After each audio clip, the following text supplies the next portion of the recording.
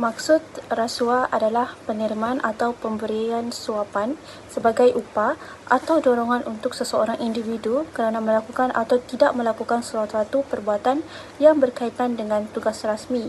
Suapan ini dia terdiri daripada wang, hadiah, bonus, undi, perkhidmatan, jawatan, upah dan diskaun. Assalamualaikum dan salam sejahtera. Saya Iqbal Hakim bin Aliza, nombor metrik BQ25110030 dan hari ini saya akan membentangkan tentang biodata Khalidah Zia. Nama beliau merupakan Khalidah Majumda ataupun dikenali sebagai Khalidah Ziaur Rahman. Beliau lahir pada tahun 1945 pada tanggal 15 Ogos. Beliau merupakan wanita pertama yang menjadi Perdana Menteri bagi negara Bangladesh, iaitu pada tahun 1991 hingga 1996. Seterusnya menjadi Perdana Menteri buat kali kedua pada tahun 2001 hingga 2006. Dan beliau merupakan anak ketiga daripada 5 adik-beradik, dan pada tahun 1959 beliau berkahwin dengan seorang pemimpin perjuangan kemerdekaan untuk Bangladesh. Nama saya Umi Syafiah binti Lasyaidi, nombor matriks BB25110012 akan membentang tentang kronologi kes rasuah Khalidah Zia. Januari tahun 2007, keadaan darurat telah disediakan di Bangladesh dan kerajaan yang disokong tentera mengambil alih kuasa. September tahun 2007, telah dilancarkan kempen anti rasuah dan Khalidah Zia telah ditangkap atas tuduhan rasuah. Pada tahun 2014, Khalidah Zia dibicarakan kerana menggelapkan dana yang bertujuan untuk badan amal. Februari tahun 2018, dia telah disabitkan kesalahan dan mula menjalani hukuman penjara 5 tahun yang menyebabkan dia tidak dapat bertanding dalam pilihan raya pada akhir tahun itu. Nama saya Nurhanizatul Adawiyah binti Rizwan, memegang nombor matriks BB25110415. Seterusnya, pada tahun yang sama iaitu tahun 2018, Khalidah Zia menafikan semua tuduhan yang dikenakan terhadapnya dan mendakwa bahawa keputusan mahkamah tersebut mempunyai unsur politik. Pada Oktober 2018, beliau disabitkan dengan pertuduhan rasuah tambahan, manakala sabitan yang dibuat pada Februari tahun yang sama dikekalkan. Hukuman penjaranya juga dilanjutkan kepada 10 tahun. Pada bulan yang sama pula, anak beliau juga turut dijatuhkan hukuman penjara seumur hidup tanpa hadir ke mahkamah.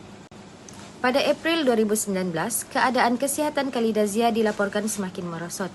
Kemudian, pada Mac 2020, beliau dibebaskan dari penjara secara sementara bagi mendapatkan rawatan perubatan. Namun, pada tahun 2021, beliau tidak dibenarkan meninggalkan Bangladesh dan hanya dibenarkan menjalani rawatan di dalam negara.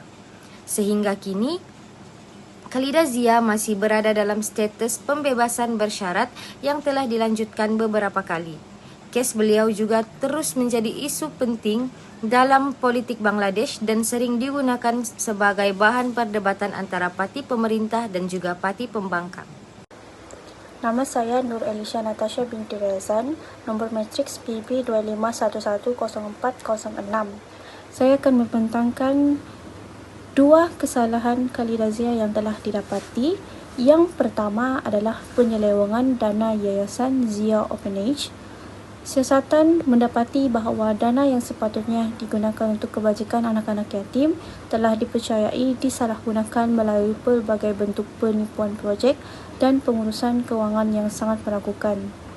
Dana amanah yang dikumpulkan atas nama Rumah Anak Yatim Zia didakwa telah digunakan bagi kepentingan peribadi dan kemungkinan juga untuk tujuan politik, sekaligus menyimpang daripada matlamat asal penubuhan yayasan tersebut. Lebih membimbangkan lagi apabila sejumlah kira-kira USD 1.2 juta dilaporkan telah dipindahkan ke akaun peribadi tanpa penjelasan yang munasabah. Selain itu, tiada bukti kukuh yang menunjukkan bahawa rumah anak yatim yang diiklankan benar-benar wujud atau beroperasi secara sah. Keadaan ini sangat menimbulkan syak bahawa yayasan berkenaan mungkin telah digunakan sebagai medium untuk memudahkan penyaluran dana secara tidak sah dan mengaburi aktiviti kewangan yang mencurigakan. Kes sebegini bukan sahaja melibatkan kerugian kewangan yang berjumlah besar, malah turut menjejaskan kepercayaan orang ramai terhadap organisasi kebajikan yang benar-benar berusaha untuk membantu golongan yang sangat memerlukan. Kesalahan Khalidah Zia yang kedua adalah tentang penipuan projek dan salah laku kewangan dalam kes Zia Charitable. Berdasarkan dakwaan serta maklumat yang telah dilaporkan, terdapat petunjuk berlakunya penipuan projek dan salah laku kewangan yang telah melibatkan dana sumbangan awam. Zia Charitable didakwa telah digunakan sebagai platform untuk menjalankan aktiviti kewangan yang tidak sah secara terselindung di bawah nama kebajikan. Sejumlah kira-kira 3.15 juta taka telah dilaporkan dikumpulkan melalui pelbagai kempen dan projek yang dikemukakan sebagai usaha kebajikan untuk membantu golongan yang memerlukan. Namun demikian, tiada bukti yang jelas dan boleh disahkan menunjukkan bahawa aktiviti kebajikan yang dijanjikan benar-benar telah dilaksanakan. Selain itu, organisasi tersebut didakwa tidak mempunyai pejabat rasmi, kaki tangan yang tetap atau struktur organisasi yang sah sebagaimana lazimnya sebuah badan kebajikan yang berdaftar dan aktif. Pengurusan sumbangan juga telah menimbulkan keraguan apabila dana dikatakan disalurkan melalui akaun yang status pendaftarannya tidak jelas dan transaksi kewangan dilaporkan pula tidak disokong oleh rekod atau dokumen perakaunan yang lengkap, sekaligus menyukarkan proses pengesahan dan audit. Assalamualaikum warahmatullahi wabarakatuh. Saya Muhammad Adi Adul bin Sofi, BQ 25110001. Seterusnya, menilai langkah-langkah yang diambil untuk menangani atau menyelesaikan kes rasuah. Yang pertama, penguatkuasaan undang-undang perlu dilaksanakan. Dan yang kedua, memberikan pendidikan mengenai amalan rasuah. Seterusnya, nama saya Nur Fazrina binti Hasan, nombor metrik BB 25161016. Saya akan bentangkan tentang kesan kepada ekonomi. Pertama, kes ini boleh mengurangkan keyakinan pelabur asing dan tempatan. Bila berlaku kes rasuah atau penyelewengan, pelabur akan rasa kurang yakin untuk melabur dalam negara kita. Akibatnya, pelaburan yang masuk boleh berkurangan dan ekonomi negara akan terjejas. Kedua, kes ini juga boleh mengganggu integriti dan kecekapan pentadbiran kerajaan. Hal ini kerana keputusan yang dibuat mungkin tidak lagi berdasarkan kepentingan rakyat tetapi lebih kepada kepentingan pihak tertentu. Jadi keadaan ini boleh menyebabkan keputusan negara menjadi kurang berkesan. Saya Nusara binti Dula, BB 25161023.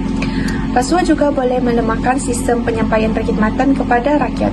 Dalam kes Khalidah Zia, dana yang sepatutnya digunakan untuk kebajikan dan pembangunan rakyat tidak diuruskan dengan sewajarnya. Apabila dana awam disalahgunakan, peruntukan yang sepatutnya rakyat terima menjadi berkurangan. Akibatnya, rakyat tidak menikmati apa-apa bantuan atau perkhidmatan yang sepatutnya mereka terima dalam kuantiti yang diperuntukkan. Seterusnya, rasuah juga boleh membawa kepada penyalahgunaan kuasa dan penyelewengan politik. Apabila seseorang berada di kedudukan yang tinggi, mereka boleh sahaja menggunakan kuasa mereka itu untuk memenuhi kepentingan pribadi dan bukannya kepentingan rakyat. Keadaan ini boleh menjejaskan kepercayaan kepada sistem politik dan pentadbiran negara. Akhir sekali, rasuah juga boleh menjejaskan imej ekonomi negara. Hal ini dikatakan demikian kerana pelabur asing lebih yakin melabur ke negara yang mempunyai sistem pentadbiran yang telus dan bebas daripada rasuah. Apabila sesebuah negara yang terlibat dalam rasuah dan mendapat perhatian dunia, secara tidak langsung keyakinan pelabur asing menurun untuk melabur ke negara tersebut. Kesannya, pelabur asing berkurangan dan ini boleh menjejaskan pertumbuhan ekonomi negara. Seterusnya, kesan sosial yang timbul daripada kes rasuah yang melibatkan Khalidah Zia, iaitu kesan pertama ialah masyarakat hilang kepercayaan terhadap pemimpin negara. Apabila seorang bekas Perdana Menteri terlibat dalam kes rasuah, rakyat mula meragui kejujuran dan integriti pemimpin lain. Mereka berasa wang awam tidak diurus dengan amanah. Keadaan ini menyebabkan keyakinan rakyat terhadap kerajaan dan sistem pentadbiran semakin merosot. Seterusnya, kesan kedua ialah berlakunya ketidakadilan sosial. Dana yang sepatutnya digunakan untuk membantu golongan yang memerlukan disalahgunakan untuk kepentingan tertentu. Akibatnya, masyarakat yang layak menerima bantuan tidak memperoleh manfaat yang sepatutnya. jurang antara golongan kaya dan miskin juga menjadi semakin ketara. Kesan seterusnya ialah image institusi kebajikan dan kerajaan terjejas. Apabila berlaku penyelewengan dana kebajikan, masyarakat mulai hilang keyakinan terhadap institusi yang bertanggung jawab menguruskan bantuan. Keadaan ini menyebabkan orang ramai berasa ragu untuk mempercayai program atau dana kebajikan pada masa hadapan. Seterusnya, kes rasuah ini turut menimbulkan konflik dalam masyarakat. Ada pihak yang mendukung keputusan mahkamah, manakala ada yang menganggap kes tersebut bermotifkan politik. Kesan terakhir ialah menjejaskan kestabilan sosial negara. Apabila kepercayaan rakyat semakin menurun dan konflik masyarakat meningkat, keadaan negara menjadi kurang stabil. Situasi ini boleh mengganggu keamanan perpaduan rakyat serta menjejaskan pembangunan negara dalam jangka panjang.